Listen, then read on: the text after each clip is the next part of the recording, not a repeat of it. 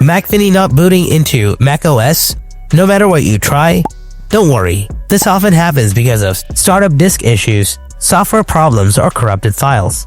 It might look like a big problem, but most often, it's a quick fix. In this video, I'll show you how to fix your Mac Mini that won't boot into macOS.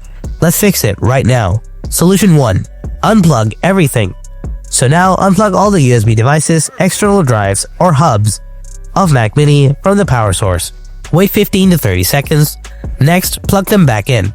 And now try pressing the button again. Solution 2. Force restart. Press and hold the power button on the back of the Mac Mini. Wait for about 10 seconds until the device shuts off. After it shuts off, hold off, wait a few seconds again, and then simply press the power button again to restart, and then see whether it works or not. Solution 3. Check the display. So first, make sure your monitor is powered on, and monitor light is brightening. Now check the cable connections, like HDMI or USB-C. Unplug them and plug them back in.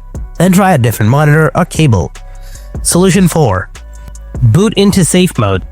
Turn off your Mac. If you are unable to shut down due to some startup issues or phrasing issues, then press and hold the power button for around 10 seconds to power off. Then wait for another 10 seconds. Now press and hold the power button until the startup disk and some options appear. Now release the power button. Next, select your startup disk, and after that, press and hold the shift key. You will see a button called Continue in Safe Mode. Click on it, wait for a while. You will see your login screen, and after successfully doing it, you can see a red color Safe Boot text in the top right corner. Now log in to your accounts, and that's it. Hope this helps your issue. If you're still facing the same issue, then take your Mac Mini to an Apple store or authorized service center. Thanks for watching the video. I'll see you in the next one. Until then, stay tuned and take care.